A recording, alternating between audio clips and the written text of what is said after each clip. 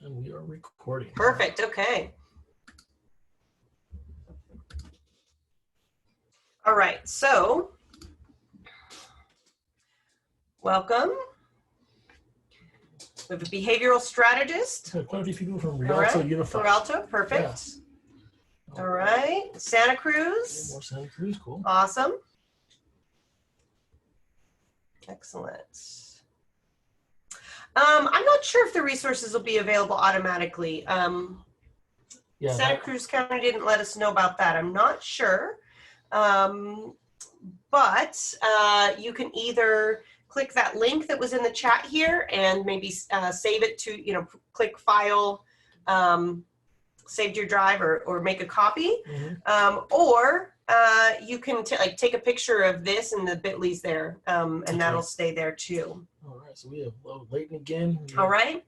We saw Washington and Nevada, so we're getting out of California. Nice. That's cool. Thank okay. you for joining us.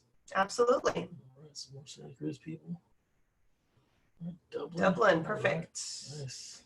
Okay. So thank you, Jennifer. So completed an evaluation to receive this presentation. I don't know if we provided it to them though. I don't remember them asking for that. Yeah, that's probably on the schedule, I think. Okay. All right. Clovis, all right. Clovis, all right. That's where we grew up. That's right. That's right. Yeah, all right. Oh, and by the way, we are married, so the social distancing thing, we're not breaking any rules. Stockton, all right. Perfect. All right. So there's the bit.ly as well. And we'll go ahead and get started. It's not too bad. It has not been bad at all. We had a couple of triple digits the last few weeks, but it's like really a lot cooler than it normally is this time of year. Normally it's upper 90s triple digits, but we've been in the 80s for like a week, so we're loving this. Mm-hmm. Yeah, it's great. All right, nice and cool in Santa Cruz. Yeah, I'm sure. Yeah.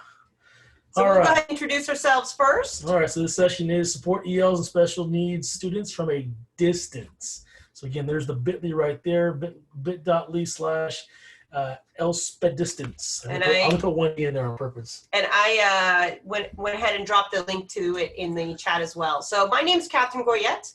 I am an educational technology and integrated studies consultant with Tulare County Office of Ed. This is going to be my 5th year coming up here in that role. I was a classroom teacher, learning director in the past, and you can see we in Tulare County, if you look at where it says CD Tech Talk there, that's an aerial shot of where we are. So lots of farmland, lots of ELs, students of migrant farm workers, and so certainly our EL population is something near and dear to my heart, as well as special needs. I do a lot with UDL and really enjoy working with, I have an alt ed school I work with that is specifically for students with mental illness. And then I also, my brother was an RSP, is a pull-out program. So I have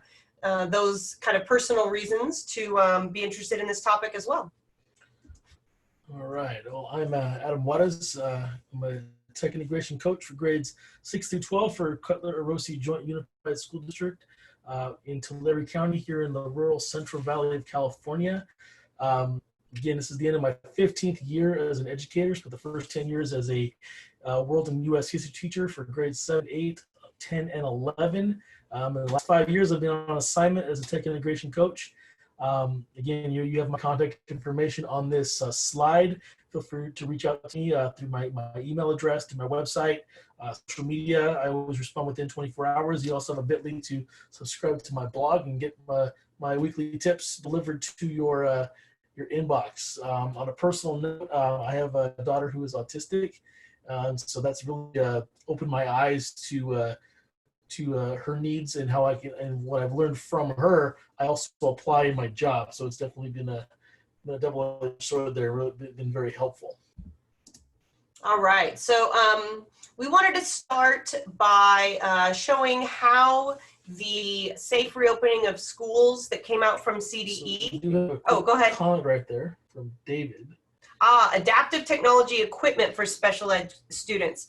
I wouldn't say that. Maybe not the equipment, but a lot of the apps. Yeah. We are increasingly becoming more familiar with.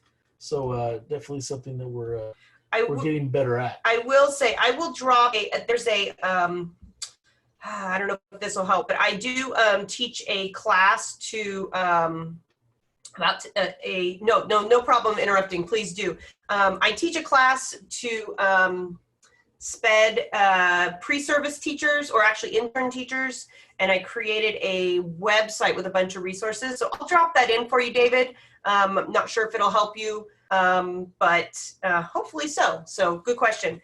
I'll do that in a moment when Adam's talking a little later. But again, this guidebook from CDE does talk about special needs and ELs.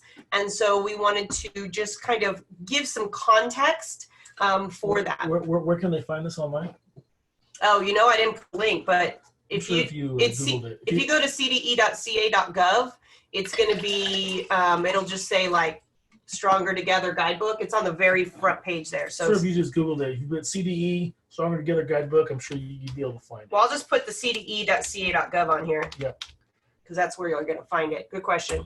All right. So as far as the special education portion of the guidelines here for reopening, we really want to talk about equity and flexibility, and also something that really makes sure that kids have an opportunity to succeed. But something that I wanted to really emphasize is the fact that the state is asking us to universally design instruction. So we want to, as much as possible, provide accommodations rather than just modifications. We don't, if at all possible, we want to have a proactive rather than a reactive approach. And so with Universal Design for Learning, what we're trying to do is, instead of teachers to create 20 different lesson plans for all their different needs in their classroom, we want to provide those accommodations within a single lesson plan and predict the barriers ahead of time. And when we look at UDL, a lot of you may be thinking like this, like, oh, here's another EDU acronym. Here we go. We talk about, it does sound, when you hear the word Universal Design for Learning, that sounds pretty daunting. But what we're going to be showing you is just simple ways that you can that you can be much more inclusive. We're not going to do anything that's fancy, some big little gigantic lesson plan templates and all these things. We want to make it as simple as possible. So we definitely want to kind of throw that out there before you, that we're not trying to overwhelm anybody, and it doesn't have to be overwhelming. All right, so here is the information from that document about English learners. There's more, but this is the first portion. And what I really want to focus us on is, our ELs are not dumb. It's intelligence. They're learning a different language. And so we want them to still be able to access the grade level academic standards and still engage in rigor. And so that's really something that we want to focus on here. And we'll show you some tools for that. Yeah, so again, keeping with that theme of simplicity, when you think of English learners, what has always stood out to me is the concept of listening and speaking. Those are just two simple things. If you can get them doing that often, it's really going to help with the language acquisition in a distance learning environment. We're going to be sharing with you some simple strategies and tools to help ELs listen and speak in their own first language as well as with English. A lot of people think, well, if it's ELD, then they should be learning English. But at the same time, a lot of kids aren't literate in their own first language. So we need to kind of also give them opportunities to do that as well within their first language before we can ever get them into English. All right, so before we get started, we'd love to hear, what is it that you see as barriers for distance learning for our special needs and ELs? So if you want to answer in the chat. Also, I'm going to drop a couple of resources. One, because of David's question, is a site I made for that class I teach that has SPED intern teachers. And then I'm also going to drop in a link to our county distance learning resources home, which has some resources from our special services department that you can find. Again, back to David's question. Again, we're not SPED teachers, but we do know a lot of really cool ones, really good SPED teachers that can definitely help. We've worked with. If you follow him on Twitter, Kyle Anderson, Yes. he's out of Las Vegas now. He's he does what we do with Google, but he's also a sped teacher, so he would be more of an expert on those actual equipment than we would be. So if you would put his Twitter handle in there, it's at Anderson EdTech. He very quick to respond. He'll definitely be a great resource for you for SPED. So absolutely, general education classroom participation. That's something that I'm going to address as far as that middle school example I have. Mm-hmm. Certainly access to tech, reading and abilities, two-way communication. Okay. Body language is huge right there, pretty strong. Yeah, that's why those social stories are really important for those with autism and such. Certainly. So yeah, access to technology, that's definitely a huge issue. We'll talk about what are phone friendly resources that we have, how to make these phone friendly, and then we'll also emphasize, yes, certainly. Yeah.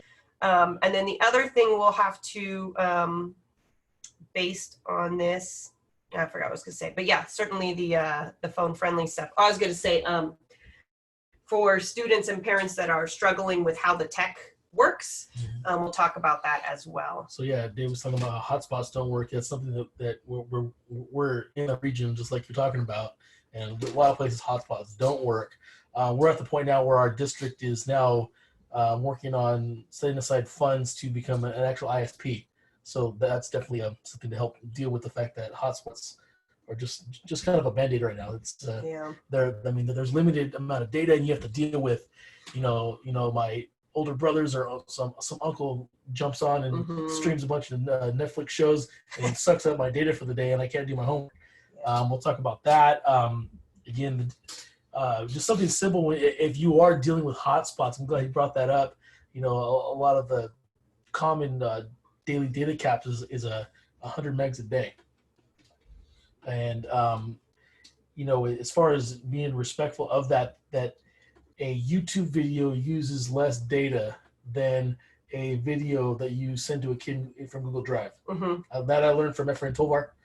He cleared that up for us. So YouTube is going to be a lot of what we talk about throughout the rest of the session. Yeah, so not only will we talk about the accessibility features built into YouTube and why we really like that, but also for that accessibility of the tech challenges as well, certainly. So I want to start just a little bit with universal design for learning, which is something I'm pretty passionate about. You may be aware that there was research done to support special needs students decades ago, and then in the early 2000s or so, they designed based on that and based on the brain research of those scientific research studies and such, action research, they designed a framework, and you can look at the UDL guidelines down here for that information. While these are necessary for some, these strategies, they are beneficial to all. So we wanted to universally design lessons from the very beginning. So a lot of times you'll hear teachers say, well, this is just another thing, but really it's a proactive rather than a reactive approach. So we want to, from the beginning, trigger that effective network, making sure that students, as much as we are able, that we motivate them, that there is relevance in their learning. The recognition networks, that's our multiple means of representation. So if the why of learning, the multiple means of engagement is the heart, so to speak, it's do I care? Am I connected with this content to this teacher? Then the recognition networks is the input. Can I comprehend the information? And then that strategic networks, the multiple means of action and expression, is the output. How can I show you I actually learned something? Again, when I look at this kind of I look at this slide here, going from the why then to the what to the how, immediately brings to mind Dave Burgess's book, Teach Like a Pirate. Came out a few years back, but just the way that I see the way this kind of workflow here, that's kind of the spirit of what his book is about. So if you're looking for some just the tips, tricks, and ideas to kind of get started with this, and that would be a great jumping off point. So it's called Teach Like a Pirate by Dave Burgess. It was a New York Times bestseller. It was a huge influence in my career so far. I would also say something that Innovate Within Inside the Box was written by George Couros, but also Katie Novak, who's a UDL queen, does a lot with UDL. She's an assistant. She was an assistant soup, but now I think she's gone full-time with her UDL stuff she's doing. I'm not certain. But anyway, and she has special needs children of her own as well. So she has that systems approach as far as being a leader of a district, but also she did UDL in the classroom, and she's a parent. So I'm going to write that in the chat as well. So really, if you think about, this is just something that kind of helps teachers sometimes understand a little bit more of how UDL works in the lesson design. All right, Adam, you want to, well, I'll just say for this one, you know, if we can activate, make kids feel that they are going to be able to be successful, that they can connect with content, we're going to align to the affective networks of the brain. And then of course that input, multiple means of representation. Is this something that kids can actually access the content? Adam, you want to speak about Google Translate? Yeah, so Google Translate, you know, it's such a great tool, and getting kids to access content is your first step, and getting them to access the content within their home language. And Google Translate years ago, it wasn't very good. It used to, I mean, it would just translate word for word, and if you know anything about the differences within languages, you know, word for word, a lot gets lost in translation. Google Translate has done a great job of rectifying that. So it's actually spot on for the most part. Now I have very few people who said, "Oh yeah, they got it wrong." Well, if I translate to a different language, it's pretty much spot on. It's just a great simple tool. What you see here in this GIF here shows the Google Translate, excuse me, Chrome extension that you can use. But there's a variety of ways to use Google Translate through the mobile app, simply through the web, using a smart speaker. There's a lot of ways you can do it. But again, encourage kids to use it. For the past few years, I've been teaching newcomers, and when I teach the newcomers, I've taught them to become pretty much Google Translate ninjas. They love to use their phone using the camera function within the Google Translate app, and what it allows them to do, they can simply just turn on the phone, and they can see in English on their phone, and using the camera function, it'll then using AI, it will then translate the words right there in front of them into their home language. So does it take them a little bit longer to access? Yes, but they're now accessing the content. They feel much less frustrated. They feel more empowered to do the work rather than just kind of feeling helpless because they don't have access yet. So there can be some kind of stigma using Google Translate, but do your best to eliminate that stigma. This is, you know, it becomes part of everyday use. It becomes part of their routine. This is the next slide here is going to be a tutorial for students and parents if they are using that Google Translate extension. All right, so YouTube, the other reason I would encourage teachers, have you encourage your teachers to use YouTube when they're making videos, not only because, as Adam said, it takes less bandwidth. I can watch it on a phone. If my teacher is making YouTube videos on their channel, then if I subscribe, I may get, depending on my notifications, I might get a notification that there's a new video. I can go back, I can watch all the videos in one place if I'm a little bit stuck and I don't know how to do something, if I'm confused. So that is a great scaffold for them. You can pause and rewind a video, but also with YouTube, there are some great accessibility features. So one is the ability to turn on closed captioning, super helpful for those with an auditory processing disorder, as well as to then translate those closed captions for English learners. Also, you can slow down the playback speed. And so again, those that have auditory processing disorders, they're able to slow that down. Yeah, so this is also with parents. You know, if you want parents to get more involved with, you know, their students' work, their schoolwork, you know, teaching the parents how to use the accessibility features within YouTube as far as the translated subtitles, and the parents feel like, okay, I can access this too, and I can help my student. A lot of times, parents feel overwhelmed and they feel almost helpless, and they don't take an active role because they just don't feel like they can. This is one way to really get them more involved, and you're empowering the student and the parent at the same time. And in this next video, this will show them exactly how to do that, how to both turn on the translation, the closed captioning, and adjust playback speed. So any video that you have here on these slides that you guys are accessing, you have a share button right here, and go and click that, copy the link, and you can share that with students and parents, staff, etc. Whoever needs access to it, it's yours to take with you. That's right. Okay, so this is one of my absolute favorites. Microsoft came up with Immersive Reader. It's embedded into a lot of their platforms. I'll be honest, Google is a little bit behind as far as accessibility, but they are catching up. And so there is now, it will say unofficial when you click on this to download this extension, but now on Chromebooks, students can access this Immersive Reader extension, and there are so many great accessibility features. So any text that is on the web, the students can highlight it and have it read to them. It does have a translation feature. There's syllabication. There's a picture dictionary. You can adjust the text size for students where looking at a great amount of text is overwhelming, and so they need to look at a smaller amount or larger text. For those with visual impairments, high contrast mode can be helpful for those with visual impairments as well. And then what's really helpful for designated ELD, as students are learning how the English language works, you can color code parts of speech. It'll do that for you as well.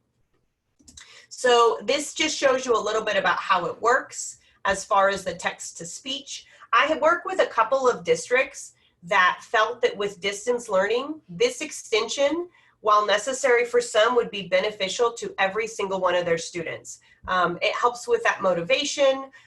Students feel that they're more able to engage with the content. And so they actually had their IT department push this extension to all of the students.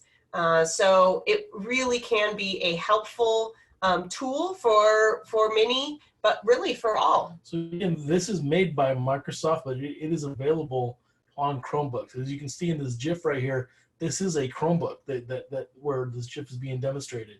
And as far as Kevin mentioned about how, you know, whoever's in charge of your domain, whether it's an ID department or a tech coach, and they want to get this out to every managed Chromebook device or even Chrome browser within your domain, it's very simple to do.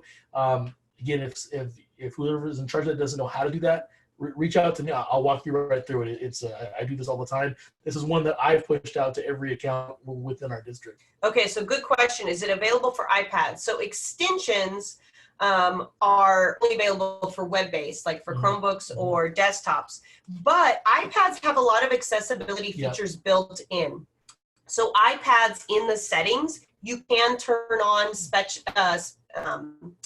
text to speech.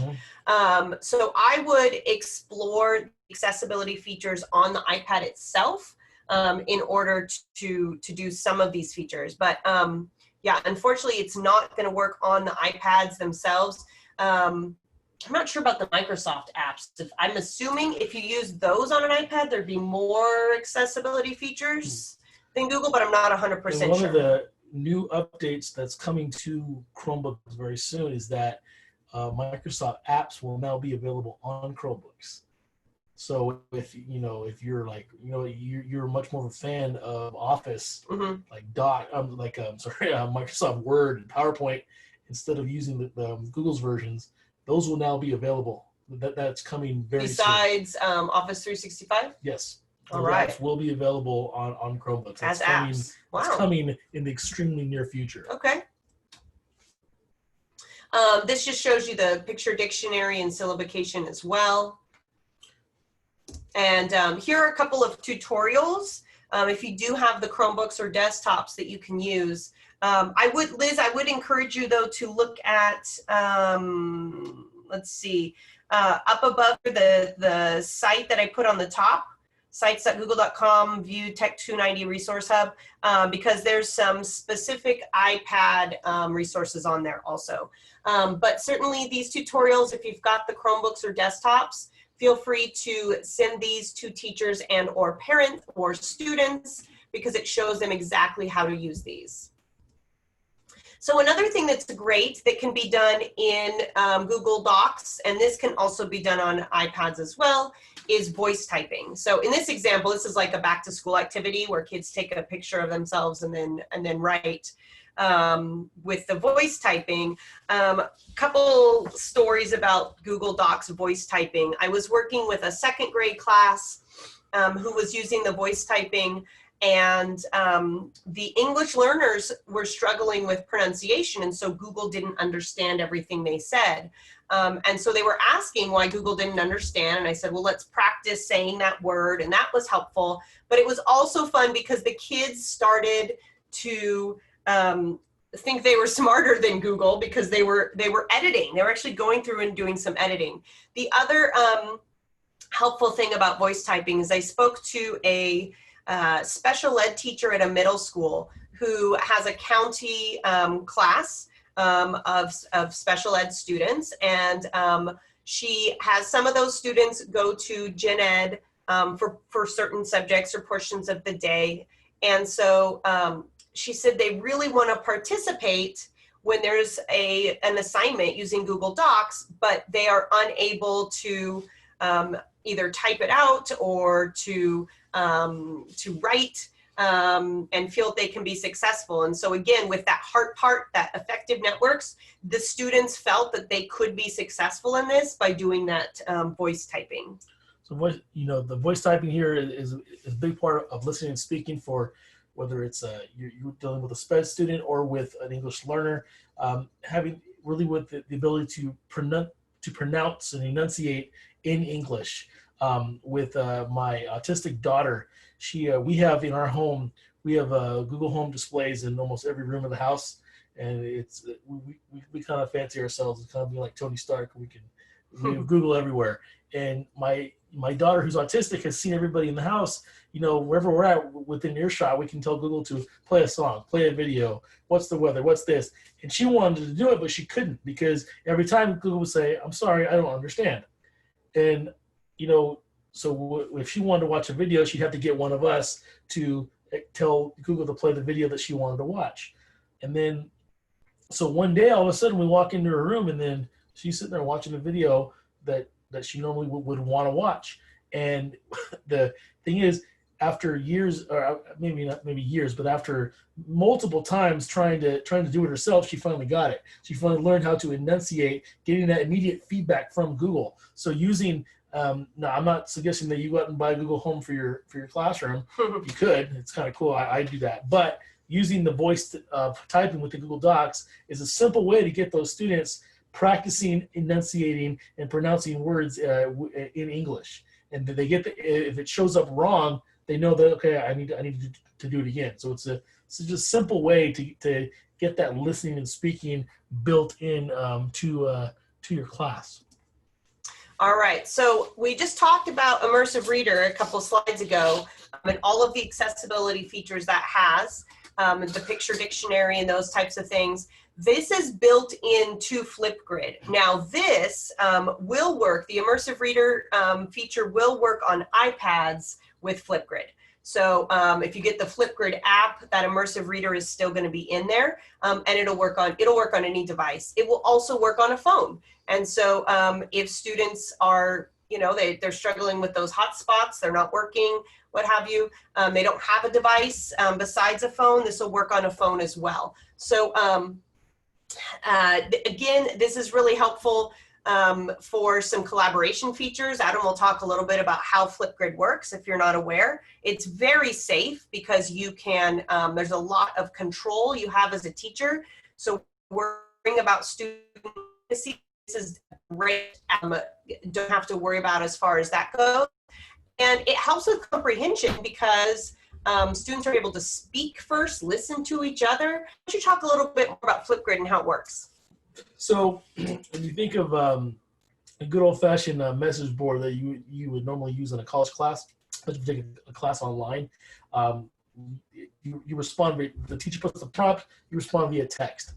And so that's a great way to do, that's a great activity to do with kids who aren't in college. But when you have EL and SPED students who aren't really ready to respond in text, or they don't have the text language yet, skills to respond in text, they can, a lot of the times they're better at speaking what they know rather than simply writing what they know. So if you give them a chance to speak about it, they're going to feel more empowered. So Flipgrid is like that old, like a Blackboard or Canvas using the message board, but instead of doing text, it's through video. So you go to Flipgrid, set your account, you create a topic.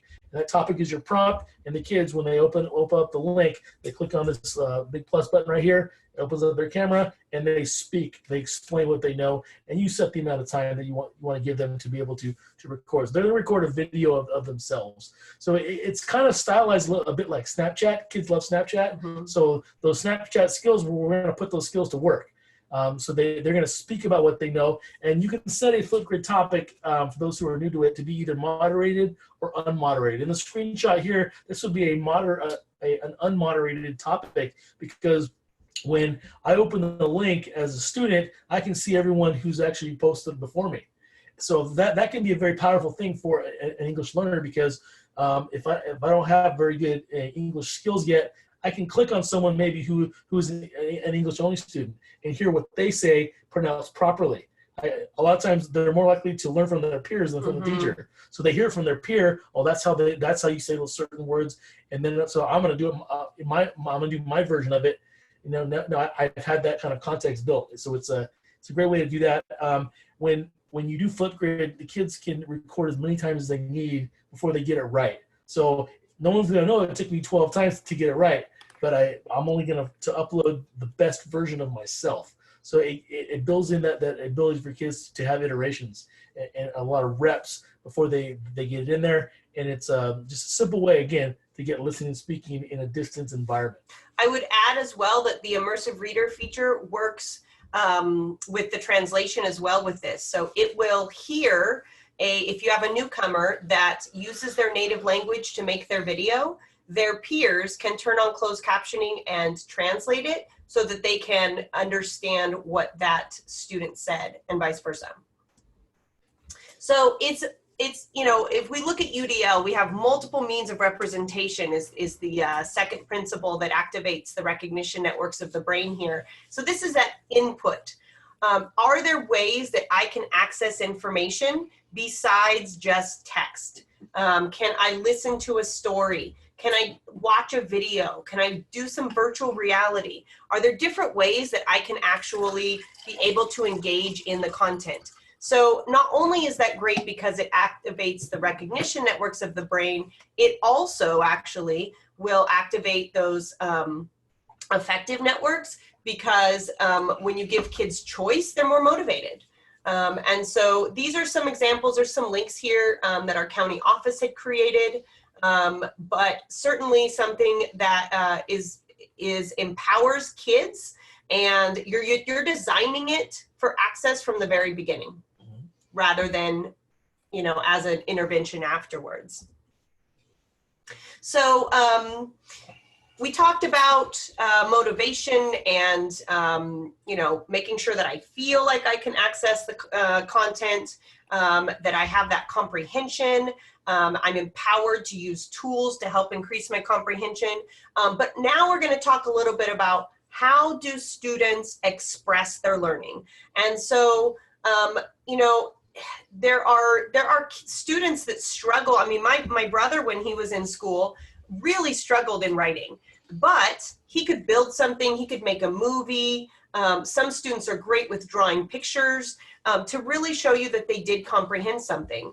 And so drawing a picture, not only is that helpful for our ELs, and for cementing the learning in the brain, but it increases accessibility and makes kids feel that they can show you what they learned. Adam, do you want to talk a little bit about Andrina and what she's done with drawings lately? Yeah, my autistic daughter, Andrina, she's 6, and she's in the last 6 months, probably, she's just been, all she wants is paper. She just wants to draw.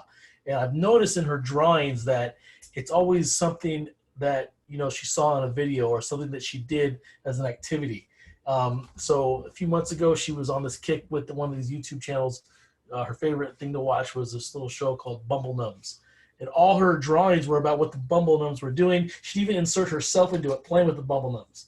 And she would, and I would just shoot. I look at her drawing, and then she would kind of start trying to explain what's going on, who is it, what they're doing. So she was really, so if you think about this in distance learning, if you're teaching by putting videos of your lessons and have these students draw what they know, you know, that right there is just a real, very empowering moment for the students. And, you know, what she would also do, there's other, what I've done in the last month, I've taken her drawings, I've scanned them, and then I've now curated them on a Facebook page. She has her own Facebook page called Andrina's Art. You can find it on Facebook. It's anyone can like it. It's just her drawings. And the first time I showed her Facebook page on the computer, I tried to guess to the best of my ability what she was drawing. And so I pulled up a picture, which I guess I found out, according to her, I incorrectly named. So it was totally something else. I thought she was drawing the Bumble Numbs. No, it was monkeys. She had there was a zoo book that we'd gotten in the mail that was about monkeys. So she drew monkeys. I thought it was a Bumble Num, but that's what she was explaining to me. That's what I'm drawing. So I had to go in there and I had to change the caption. And for her, she could read, but writing is not. Yeah. Not going to, and speaking is difficult. And so, but she read that and said, no, monkeys, Yep. you know, not Yep. a complete sentence, but still. So just allowing them a way to express their learning. With English learners, you know, let them express their learning in their native language. Even if you're speaking ELA, can they speak in their native language first and then have the opportunity to try it in English? So, Adam, I'm going to let you talk a little bit about sketch notes because you have a lot of experience using this with your native speakers or native English, your newcomers and such. So anyone knows me knows that sketch notes, they are my jam. I've been inspired by the queen of sketch notes herself, Sylvia Duckworth. We have a link right there that takes you to one of her online sessions there. It's been very empowering for me as an educator and for my students that whenever Sylvia does a session, she will feature my students' sketch notes on there. So I let my kids know, hey, Sylvia's somewhere in the world showing off her sketch notes. So that's a very empowering thing for my kids. The sketch notes, I like to call them organic graphic organizers. The kids, they're the ones who are creating the graphic organizers. They're organizing their thoughts and their understanding of the information, you know, the way their brain works. It's not just here, copy this down in your notebook, some factoids. I don't think that's good learning for anybody. The schools that I work for, they for over a decade have been national avid demonstration schools. So Cornell Notes is a big push in our district. And as I've learned more and more about avid, a very recurring theme is the idea of revising your notes. You know, metacognition, thinking about your thinking. And I think sketch notes is just a great, simple way to bring in that metacognition and a great way to revise your notes. So if you're going to take notes the traditional way within a notebook and you need to go back and revise your notes, a sketch note's a great way to revise them, taken from text to a sketch. So what you see here is a screenshot of probably my favorite sketch note of all time. I mean, this sketch note was done like, I believe, 6 years ago. And this student, she was a 6th grader. She was her first time sketchnoting. She's an English learner, and it was on a lesson that she had learned about the Punic Wars during the unit on the Roman Empire. So in a nutshell, this teacher taught this lesson about the Punic Wars, and he pretty much in his lesson and the text he explained it as it was like a 3-round boxing match between Rome and their Mediterranean rival Carthage. And so in his lesson, he pretty much, as they took notes, he said, okay, war number 1, Rome wins. They win the first round.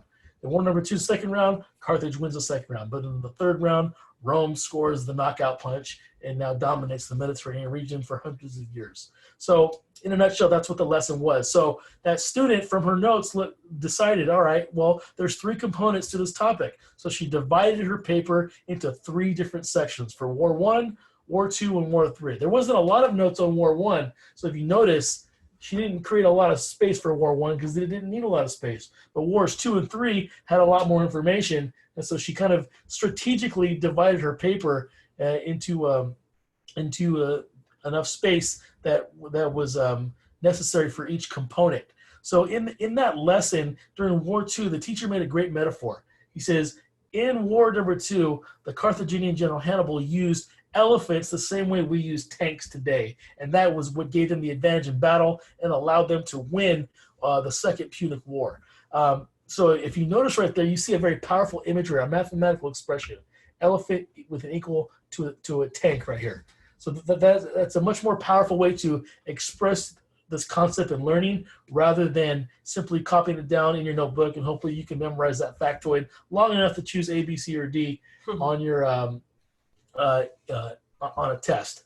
If you look at War number 3, in that lesson, the teacher, he also taught about how the way that they earned that knockout punch was the Romans sailed to Carthage, then they burned the city down to the ground, then they sold the citizens into slavery, and then they salted the fields so nothing would ever grow again in Carthage, and Carthage could never rise again to threaten the Romans. So if you look at here, we have some stick figures, Roman soldiers here, putting salt on the fields there.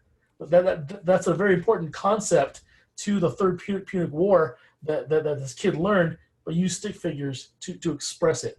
I tell people, you don't have to be a great artist. Stick figures are perfectly fine. It's how you explain and display your learning rather than being a great artist. I tell kids, if you have some skills, show off. If not, stick figures are totally fine. And if you read Sylvia Duckworth's book, she will show you simple ways to draw simple symbols that will express a variety of concepts. So you may be saying, well, how do I have my if students, if I tell teachers, hey, students in a distance learning environment, when they're at home, they can use paper. Okay, great, but I'm in a distance learning environment. How am I going to see it? Do I have to wait till they come back to school? You don't. These 3 videos on the right here will show you how to turn in a picture of your written work to Google Classroom. You can send any of these videos. They're free to use. They're short, minute or 2. So feel free to share these with teachers, with families, with students.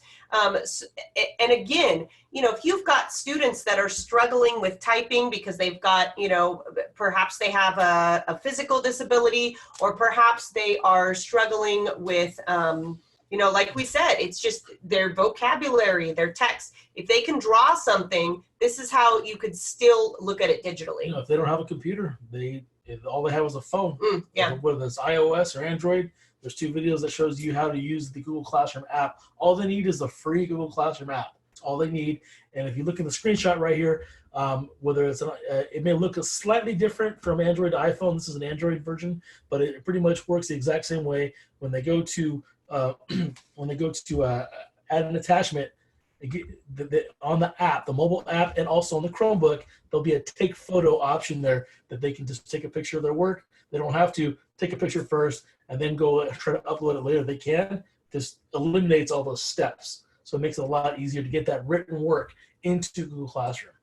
This is helpful too if you've got those. One of the questions earlier in the session was gen ed classes. So how do I get my special ed students to be successful in gen ed classes? So allowing them that different option of writing on paper, drawing things can be helpful, as well as this book snap idea. So if I am, in this particular example, Isaac had read I Survived, and the teacher said, I want you to make an inference.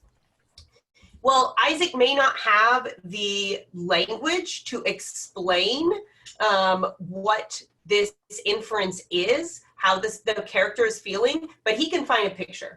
And so this way, this really empowers the kids to show you they have the gist, they get it.